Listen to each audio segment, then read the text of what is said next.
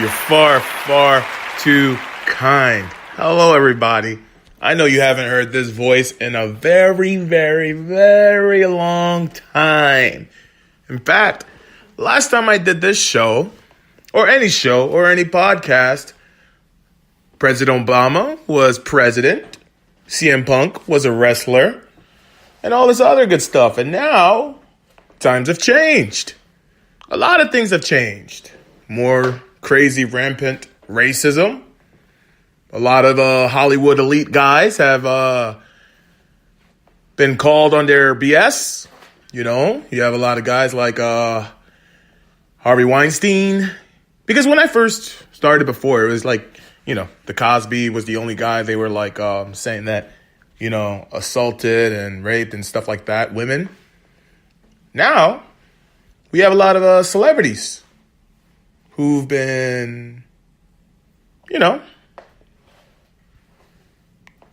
caught, I guess is the right word to say, you know, thanks to like women standing up, you know. So give a round of applause to the ladies. Come on, give a round of applause.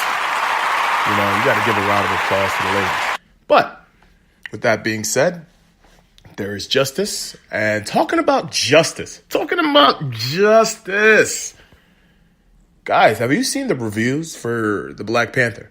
Have you seen the review for the Black Panther? I'm so happy. Black Panther is one of my favorite characters in general, in all of comic books.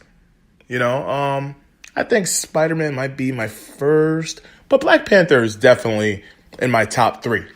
You know, Superman is probably my second, but we're not talking about Superman. We're talking about, and by the way, Justice League was terrible. So, the Black Panther, awesome reviews. I've heard so much good things about Michael B. Jordan, who's playing the character of Eric Killmonger, I believe, and how he comes from a tragic story of losing everything of sorts, you know, and Chadwick Boseman is, of course, Black Panther. And I just love what I see. I love how looking at Wakanda rivals that of the visuals that I see of not only a futuristic world, but of Asgard. And I love the previews. I love the premieres that I saw. You know, I was watching the premiere. I didn't actually go to the premiere, but I was watching celebrities on the red carpet, showing off their dashikis and stuff like that. Okay, that's cool. I like this form of black pride. I like the fact that people are embracing their inner royalty. And that's cool. Let's hope this creates a trend of black self-love rather than us, you know, hating and complaining about shit. Oops. That was explicit content. My bad. I swore that I wouldn't curse, but I did. I did. Sorry, guys.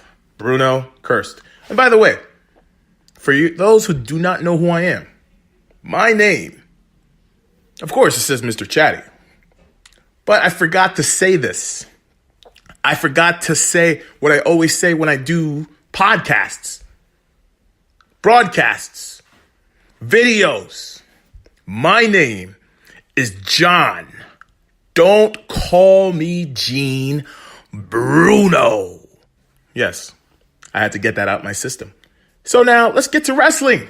Oh my God, the wrestling world has changed since I have been like, you know, taking a hiatus because I've been adulting and stuff.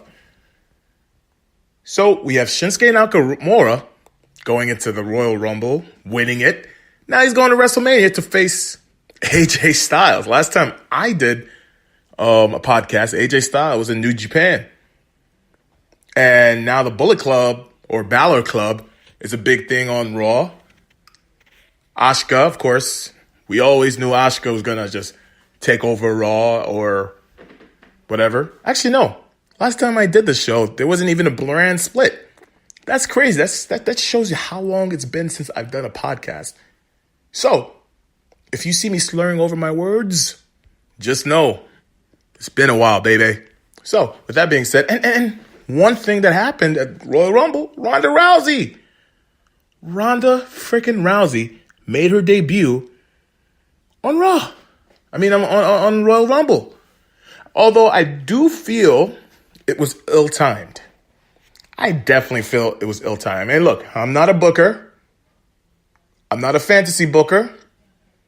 I don't know the ins and outs of wrestling.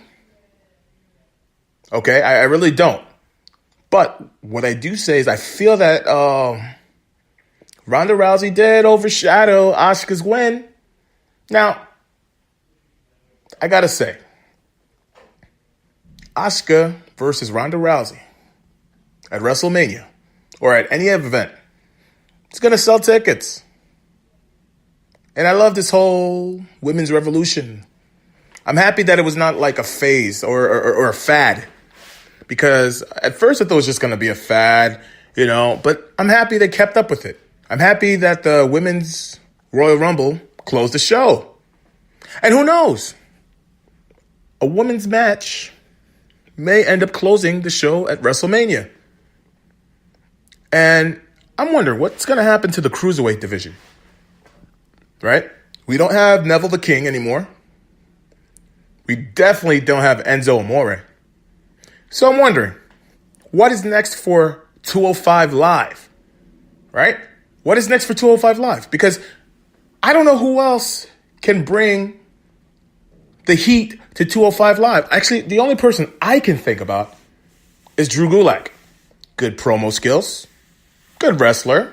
Reminds me of William Regal, but not really William Regal, but reminds me a bit of him. So who is going to save 205 Live? I am still feeling a bit bitter about SmackDown Live ending, because I did love SmackDown Live and SmackDown Live. I mean, I'm so sorry. Smack Talk. Sorry, guys. Look, it's been a while, all right? I'm not doing this thing scripted. Okay? So I'm really curious as to where it goes from here. I know they're finding a general manager, and I hope it's Rey Mysterio. Might not be. It might be. Who knows? But I have faith in the WWE to do what's right. And now I have fans crying online. Of course you're going to have fans crying online about Shinsuke Nakamura winning, about them saying he's overrated, or he hasn't done nothing. Just enjoy the ride while it's happening. I feel like people just complain about anything. And to be honest, although this is a complaint in itself, I think like former pro wrestlers, like Taz, people like that, who like to complain a lot about how things aren't done right, how things don't work, blah, blah, blah, blah. Although, you know what? I just thought about it. I guess there is a target market for wrestling fans who are butthurt and they listen to people like Taz and stuff. But anyway, besides that, let's talk X-Men, all right? I don't know what the hell is happening with the X-Men, okay? Actually, no, I'm not even going to talk about the X-Men because it's going to just piss me off because Jean Grey's dead, Jean Grey's alive, then there's another Jean Grey. I don't know, man. You guys over there in Marvel have to get it together. You have to get it together like DC, all right? Talking about DC, all right? Do you guys know the greatness that is about to be bestowed upon you? Do you guys not really get how much of a super fight it's going to be at UFC? I forgot 220 something between Stipe Miocic and Daniel Cormier. Daniel freaking Cormier. This is going to be a great fight.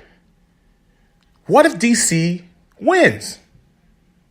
Okay, what if DC beats Stipe and becomes a 2-division champion? All right? And on Stipe's end, I don't think Stipe is going to, even if he wins, if DC loses the title. But both ways, it's a win-win. DC's a big draw. DC sells tickets. He knows how to promote his fights. I don't know if Stipe is going to go along with the trash talk, potential trash talk. But let's see what happens. My money, of course, is on Stipe. You see what Stipe's done. Neutralized bigger opponents. Outboxed some of the best. So I'd like to see how he faces Cormier. And Cormier is undefeated as a heavyweight. Okay?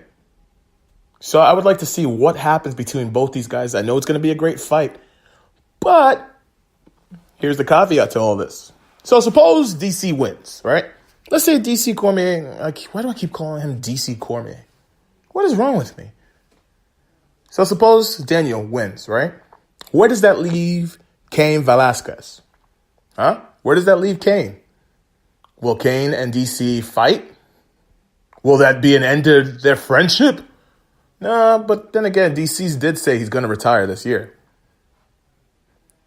I'm not sure if I want to see Cain Velasquez fight at light heavyweight, but it's very possible. Imagine that. Imagine Cain Velasquez, right? Tearing apart every single person on, oh my God, that would be so insane. That would be the light heavyweight massacre. I don't think any of those boys, men, can handle C-level Cain. So I feel sorry for the gentleman if C-level Cain goes to light heavyweight. But it all depends on whether C-level Cain ends up, fighting and not being injured because, I'm just saying. I'm not hating or anything, but sometimes it's like you want to see Cain fight, but then he gets injured. Okay? The UFC won't let him fight.